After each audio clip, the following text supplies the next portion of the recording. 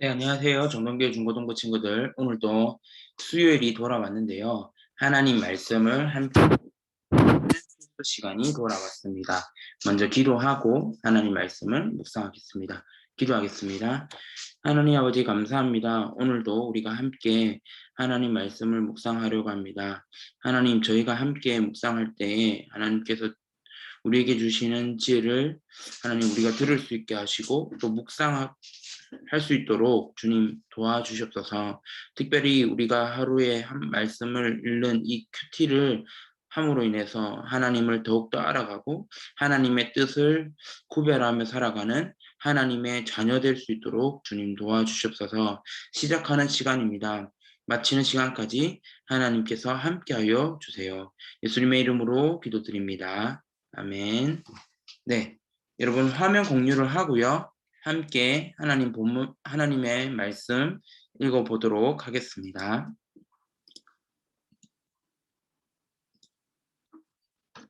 네, 오늘은요, 서로 다른 삶이라는 제목으로 잠언 21장에서 그 1절 부분에서 시작해서 14절 말씀까지입니다. 굵은 글씨를 보면요, 일상에서 하나님을 인정하는 사람과 하나님을 무시하는 사람은 서로 다른 결말을 맞이하게 된다고 합니다. 어떻게 하면 하나님을 기쁘게 해드리면서 나도 행복해질 수 있을까요? 오늘 이러한 관점을 가지고 하나님 말씀을 묵상하면 좋을 것 같습니다. 1절부터 14절까지 전사님이 읽겠습니다. 왕의 마음이 여호와의 손 안에 있다. 그분은 자기 원하시는 대로 물길처럼 그 마음을 바꾸신다. 사람의 모든 행위가 자기에게 옳게 여겨져도 여호와께서는 마음을 살피신다. 3절입니다. 의로운 생활이 형식적인 제사보다 여호와를 기쁘시게 한다. 거만한 두 눈과 교만한 마음, 그리고 악인의 형통한 것은 등은 모두 하나님의 뜻에 어긋난다. 부지런한 자의 계획은 부유하게 만들지만 조급한 행동은 궁핍함만 가져온다. 6절입니다. 거짓된 혀로 모은 재산은 흩어지는 수증기 같고 죽음을 불러오는 함정이다. 악인은 난폭하게 굴다 다친다. 왜냐하면 저들은 올바르게 살려 하지 않기 때문이다. 8절입니다. 범죄자의 길은 삐뚤지만 죄 없는 자의 행동은 곧다. 네, 8절까지 잠깐 읽고 끊겠습니다. 1절부터 8절까지는요, 이 청소년 매일 성경에 보면요, 자기 위치를 아는 삶이라고 해서 첫 번째 챕터가 나오게 됩니다. 1절부터 8절까지 읽으면서요, 전사님은 대조적인 부분들을 좀 발견하게 되었습니다. 그 대조적인 부분은 뭐냐 하면 반대되는 다른 삶에 대한 부분을 발견하게 되었는데요. 예를 들면요, 자, 부지런한 자의 계획은 부유하게 만들지만 조급한 행동은 궁핍하게 만들어진다라는 이런 가져온다라는 이 말씀 5절 말씀과요. 그다음에 그 8절 말씀 이 말씀과 이 범죄자의 길은 비뚤지만 죄 없는 자의 행동은 곧다. 이것도 결국에는 반대되는 어떤 의미가 나타나는 구절이라고 보입니다. 그리고요, 악인에 대한 이야기 7절에 보면요. 악인은 난폭하게 굴다가 다치게 되는데 왜냐하면 올바르게 살려고 하지 않기 때문이라는 거죠.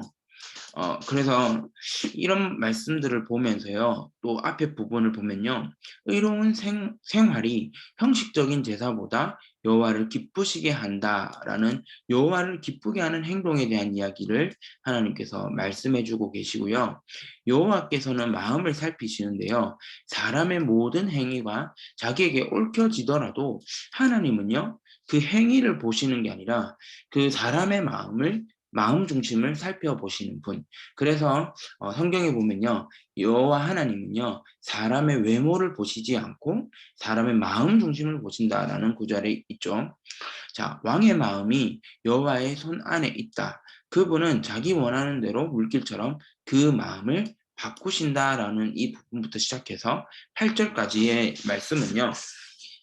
자기 위치를 아는 삶이 어떤 삶인지를 보여주고 있는, 알려주고 있는 글입니다.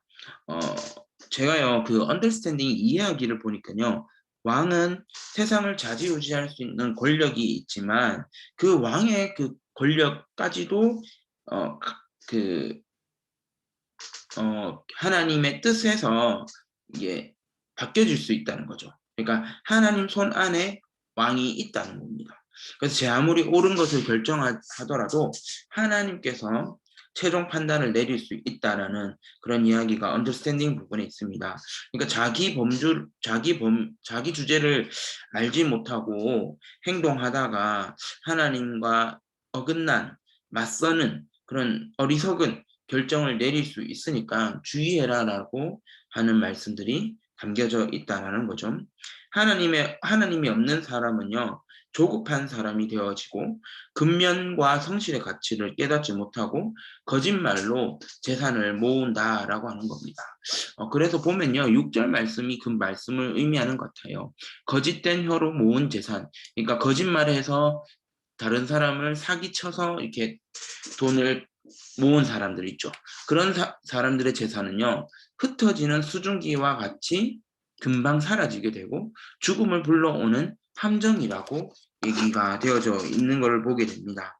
하지만요, 정직하고 의로운 행동을 하고 성실하게 살아가는 사람은요, 어, 그렇게 그렇게 했던 사람들의 그 재산은요, 아마도 하나님께서 지켜주시지 않을까라는 기대가 들게 되는 오늘의 본문 말씀입니다.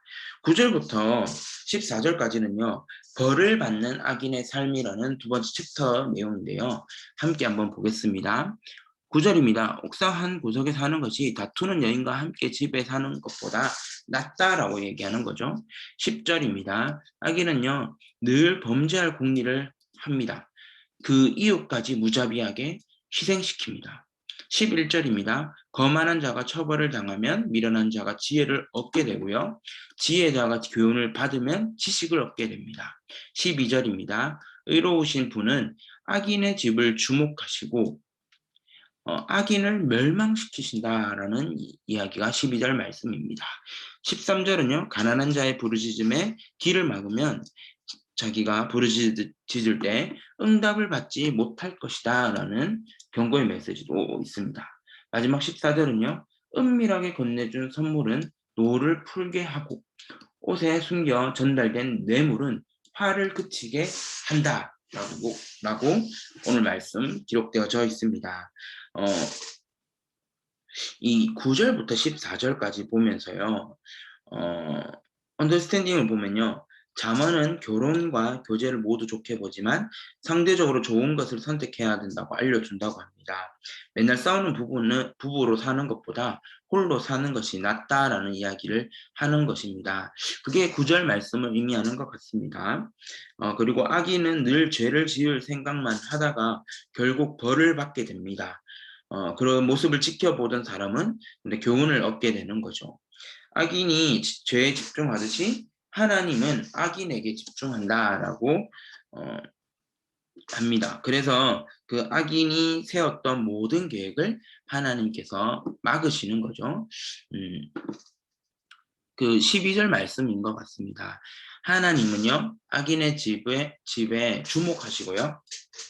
악인을 어떻게 하시냐면요, 축복하는 게 아니라 멸망시키신다라고 하나님 말씀 기록되어져 있습니다. 13절과 14절을 보면요. 가난한 자의 부르짖음에 귀를 막고 살아가면 모른 척하고 살고 거들떠 보지 않는다라고 한다면 본인이 스스로가 가난해졌을 때 그때 하나님께 부르짖을 때는 하나님께서 응답을 받지 못할 거라는 겁니다.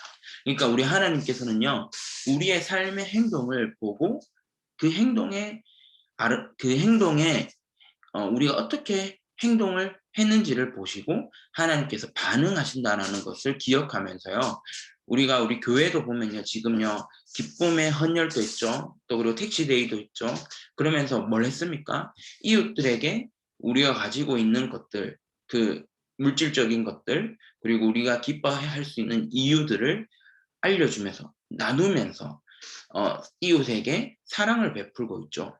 이렇게 사랑을 베푸는 모습을 우리 하나님께서는 지켜보시고요.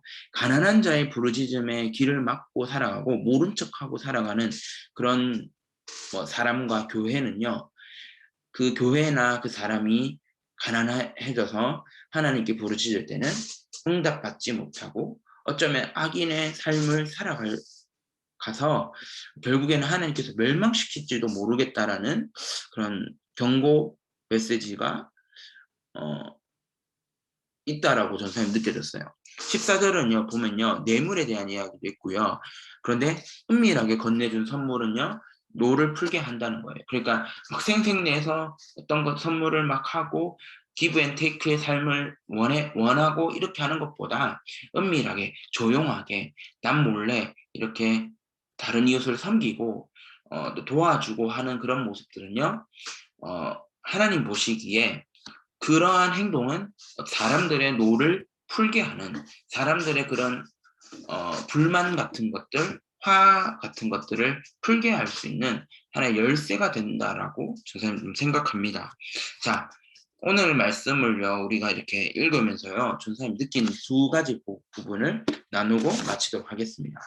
하나님 어떤 분입니까? 라는 첫 번째 질문에 전사님은요 하나님은 악한 사람의 길을 막으시고 또 멸망시킨다라는 표현들이 나오는데요.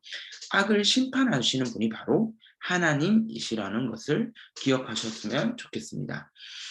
그리고 나에게 주는 교훈은 무엇인가? 라고 했을 때, 하나님께서 악을 심판하시는 분이시지만 또 하나님께서는 선을 행하시는 분들, 그러니까 선을 행하는 하나님의 자녀들, 또 성도들, 또 교회들, 그런 선한 일들을 하는 사람들에게는 복된 삶을 살도록 이끄신다라는 마음을 전사님은 가지고 묵상을 했습니다.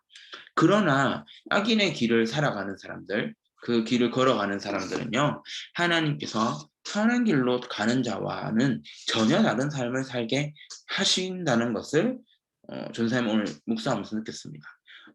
선하다라고 했을 때, 그 예전에도 전사님 설교했는데요, 토브, 그 창세기 1장에 보면 나오는 말씀이죠.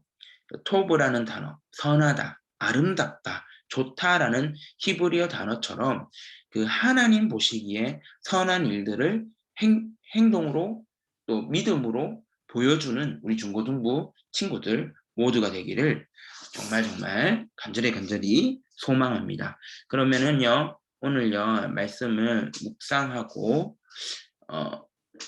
그 기억해야 될 것들을 정리하시면서요 기도하면 좋겠습니다. 기도할 때 여러분 오늘은 제목이 서로 다른 삶이잖아요. 나는 어떠한 삶을 살고 있는가? 나는 악한 사람의 길을 걸어가고 있는 사람인가? 아니면 하나님이 주목하고 하나님께서 원하시고 하나님께서 바라보실 때에 아름다운 삶을 살아가는 선한 일을 하는 사람인지 한번 묵상해 보면서 기도해 보았으면 좋겠습니다. 기도하겠습니다. 하나님, 오늘 서로 다른 삶에 대한 부분을 우리가 묵상해 보려고 했습니다. 하나님께서는 악의 기준을 말씀해 주시고 또 선한 사람에게 영원한 삶을 주시는 분이시라는 것을 우리는 믿고 있고 그 영원한 삶을 위해 소망하며 이 땅을 살아가는 하나님의 자녀입니다. 그럼에도 불구하고 우리는 늘 악한 길을 걸어갈 때가 있습니다. 어떨 때는 유혹으로, 어떨 때는 시험에 빠져 우리가 원하는 삶을 살아갈 때가 있습니다. 나의 욕심대로, 나의 욕망대로, 나의 뜻대로 살아갈 때가 참 많은데 그때마다 하나님께서 악한 길로 가는 우리들을 돌이켜 주시고 하나님의 선한 길을 갈 수 있는 믿음의 자녀 될 수 있도록 도와주시옵소서.